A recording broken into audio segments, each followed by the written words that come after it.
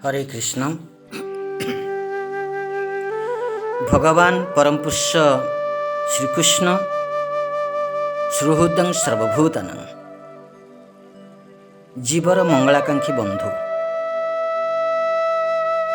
से सर्वदा जीव जगत को दया ही करि थांती। तो भगवान कृष्ण गीत उपनिषद रे अर्जुन माध्यम ये जगत को जो उपदेश प्रदान करिचंती, तो आम देखिबा पंचम अध्याय कर्म संन्यास जोगरे कर्म संन्यास जोगर शेष भगवान जो श्लोकटी कहिचंती अर्जुन को, भोक्तारं यज्ञ तपसां सर्वलोको महेश्वरं सुहृदं सर्वभूतानां ज्ञानतमं शांतिमृच्छति। ये श्लोकर तात्पर्य को जदि जड़े न बुझिब ताहले ये संसार बंधन रे जो कर्म बंधन रे जीव बांधिकी रही से कौनसी प्रकार सेथिरु मुक्त हो पारिब नाही। परिष्कार भाव रे भगवान ये श्लोक रे कहउचंती तीनोटी कथा कहिचंती। से प्रथम कहउचंती भोक्तारं यज्ञ तपसां, एकमात्र भोगी होउचंती परम पुरुष भगवान कृष्ण, अन्य केही भोगी नुहंती। भोक्ता होउचंती कृष्ण। जिते प्रकार यज्ञ तपस्या ये समस्त यज्ञ तपस्यार फलर उपभोगकारी होउचंती भगवान परम पुरुष कृष्ण, एवं से होउचंती महेश्वर। समस्त ईश्वरंकर ईश्वर महेश्वर, एवं से होउचंती सुहृदं सर्वभूतानां प्रत्येक जीवर मंगलाकांक्षी बंधु। प्रत्येक जीवर हृदय रे से परमात्मा रूप अवस्थान करिछंती। तेणु से होउचंती एकमात्र जीवर मंगलाकांक्षी बंधु। ये तीनोटी कथा को जदि जड़े हृदयंगम करि बुझी पारिब, ज्ञानतमं शांति मृच्छति, से निश्चित भाव रे आनंद पाइब। एथिरे कौनसी प्रकार संदेहर अवकाश नहीं। किंतु आमर ये ज्ञान आसुना, अज्ञानता जोगु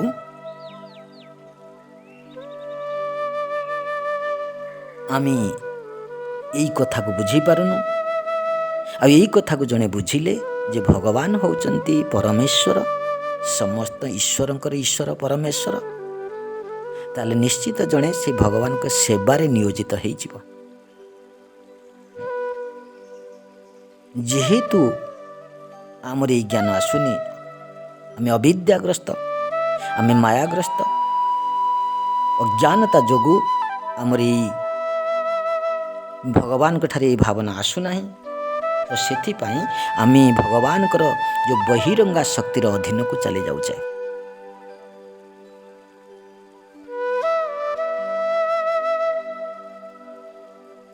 तेणु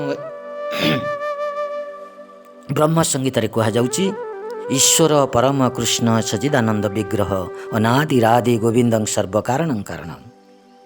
से होचंती सर्व कारणर कारण। जिते प्रकार कारण ये जगत रे अछि, समस्त कारणर कारण होचंती भगवान परम पुरुष कृष्ण।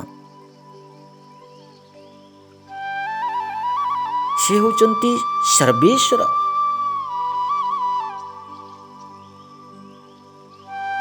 तुम्ही सर्वेश्वर स्वर ब्रजेंद्र कुमार, तुम्हारी इच्छा है विश्व सृजन संहार।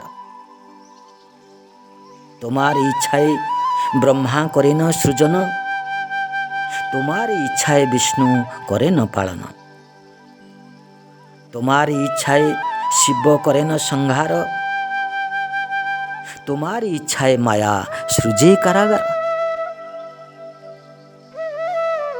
तो सबु किछि भगवान को द्वारा ही होउछि। ये सृष्टि स्थिति प्रलय ये ସବୁ କିଛି ସମ୍ଭବ ହେଉଛି କେବଳ ପରମ ପୁରୁଷ ଭଗବାନ କୃଷ୍ଣଙ୍କ ଯୋଗୁଁ।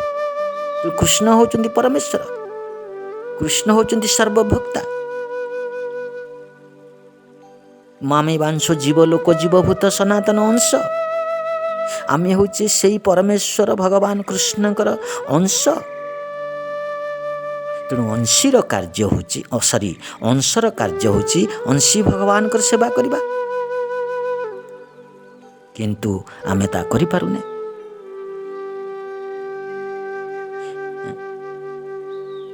କାହିଁକି କରିପାରୁନେ? ନା ଭୋଗ ଇଚ୍ଛା ହେଲା ଆମର। ଜୀବ ନିତ୍ୟ କୃଷ୍ଣ ଦାସ ଭଗବାଞ୍ଛା କରେ, ନିକଟସ୍ଥ ମାୟା ତାରି ଜାପଟିଆ ଧରେ।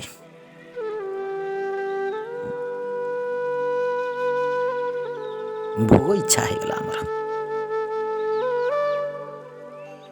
ନିକଟସ୍ଥ ମାୟା ତାର ଜାପଟିଆ ଧରେ। ମାୟା ଜାବୁଡ଼ିକି ଧରିଛି ଆମକୁ। ତେଣୁ ଆମେ এই ଜଗତକୁ ଚାଲି ଆସିଛେ, এই ଭୋଗମୟ ଜଗତକୁ ଚାଲି ଆସିଛେ। ଏ ଅଶାଶ୍ୱତ ଦୁଃଖାଳୟକୁ ଆମେ ଚାଲି ଆସିଛେ, ଯେଉଁଠି କେବଳ ଦୁଃଖ ହିଁ ଅଛି, ସୁଖର ପ୍ରଶ୍ନ ନାହିଁ। ଏଇଟା ଆମେ କହିଲେ, ସେ ଗୀତରେ କହିଲେ, ତୁମାରି ଇଚ୍ଛା ଏ ମାୟା ସୃଜେ କାରାଗାର। ଭଗବାନଙ୍କ ଇଚ୍ଛାରେ ଏ ମାୟା ଦ୍ୱାରା ଏ କାରାଗାର ସୃଷ୍ଟି ହେଇଛି। କେଉଁମାନଙ୍କ ପାଇଁ? ନା ଯେଉଁମାନେ ଅପରାଧ କରିବେ, ଅପରାଧୀମାନଙ୍କ ପାଇଁ କାରାଗାର ସୃଷ୍ଟି। ଯେଉଁ କାରାଗାରରେ ସୃଷ୍ଟି କରାଯାଇଛି, କାରାଗାରରେ ଯେଉଁମାନେ ଅପରାଧୀମାନେ ରହିବେ, ସେମାନେ ସୁଖ କେଉଁଠୁ ପାଇବେ? ଦୁଃଖ ହିଁ ଦୁଃଖ। କାରାଗାରରେ ସୁଖ ନଥାଏ। ଅଶାଶ୍ୱତ ଦୁଃଖାଳୟ ଏଇଟା। ଏଠି କେବଳ ଦୁଃଖ ହିଁ ଅଛି, ଦୁଃଖ ହିଁ ଅଛି, ସୁଖର ପ୍ରଶ୍ନ ନାହିଁ। ଏଇ ଦୁଃଖାଳୟରେ ଜୀବ ଅଜ୍ଞତାବଶତଃ ଅବିଦ୍ୟାଗ୍ରସ୍ତ ହୋଇ 84 ଲକ୍ଷ ଜୀବଜନୀରେ ଆନନ୍ଦ ଅନ୍ୱେଷଣ କରୁଛି, କିନ୍ତୁ ସେ ଆନନ୍ଦ ପାଉନାହିଁ।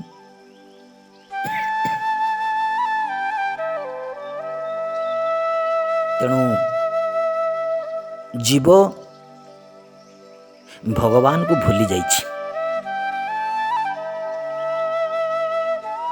କିନ୍ତୁ ଭଗବାନ ଜୀବକୁ ଭୁଲି ନାହାନ୍ତି। ଜୀବ ଭଗବାନଙ୍କୁ ଭୁଲି ଯାଇ ଏ ଅଶାଶ୍ୱତ ଦୁଃଖାଳୟରେ ଆସି ଦୁଃଖ ପାଉଛି, କିନ୍ତୁ ଭଗବାନ ଜୀବକୁ କୌଣସି ପ୍ରକାର ଭୁଲି ନାହାନ୍ତି।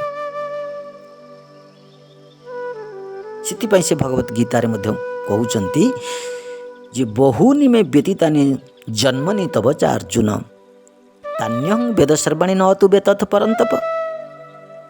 ହେ ପରନ୍ତପ ଅର୍ଜୁନ, ତୁମର ମୋର ଏମିତି ଅନେକ ଜନ୍ମ ବିତିଗଲାଣି, କିନ୍ତୁ ତୁମର ସେସବୁ କୌଣସି ମନେ ନାହିଁ, କିନ୍ତୁ ମୋର ସବୁଗୁଡ଼ିକ ମନେ ଅଛି। ତେଣୁ ଏ ଶ୍ଲୋକର ତାତ୍ପର୍ଯ୍ୟ ଯାହା କୁହାଯାଉଛି ଯେ ଜୀବ ଭଗବାନଙ୍କୁ ଭୁଲି ଯାଇଛି, କିନ୍ତୁ ଭଗବାନ ଜୀବକୁ ଭୁଲି ନାହାନ୍ତି, ସର୍ବଦା ମନେ ରଖିଛନ୍ତି। ଏବଂ ସେଥିପାଇଁ ସର୍ବଦା ଭଗବାନ ଜୀବର ପାଖେ ପାଖେ ହିଁ ରହିଛନ୍ତି, ପାଖେ ପାଖେ ରହିଛନ୍ତି। ସେଥିପାଇଁ କି ଭଗବାନ ଆମେ କହିଲେ ସୁହୃଦଂ ସର୍ବଭୂତାନାଂ, ଜୀବର ମଙ୍ଗଳାକାଙ୍କ୍ଷୀ ବନ୍ଧୁ। ବନ୍ଧୁ ହିସାବରେ ସେ ସର୍ବଦା ଜୀବକୁ ପୁଣି ତାଙ୍କର ସେଇ ସୁଧାମକୁ ନେଇଯିବା ପାଇଁ କି ପ୍ରଯତ୍ନ କରୁଛନ୍ତି। ଭଗବାନ ସଚ୍ଚିଦାନନ୍ଦମୟ ବିଗ୍ରହ, ଜୀବ ମଧ୍ୟ ସଚ୍ଚିଦାନନ୍ଦମୟ। ଭଗବାନ ଯେଉଁଠି ରହୁଛନ୍ତି, ଜୀବ ମଧ୍ୟ ସେଇଠି ରହିବା, ଅଂଶ ଭାବରେ ସେଇଠି ରହିବା କଥା, ସଚ୍ଚିଦାନନ୍ଦମୟ ସ୍ଥିତିରେ ରହିବା କଥା, ଆନନ୍ଦମୟ ସ୍ଥିତିରେ ରହିବା କଥା। କିନ୍ତୁ ସେ ନିରାନନ୍ଦମୟ ଜଗତକୁ ଚାଲି ଆସିଛି, ଏ ଅଶାଶ୍ୱତ ଦୁଃଖ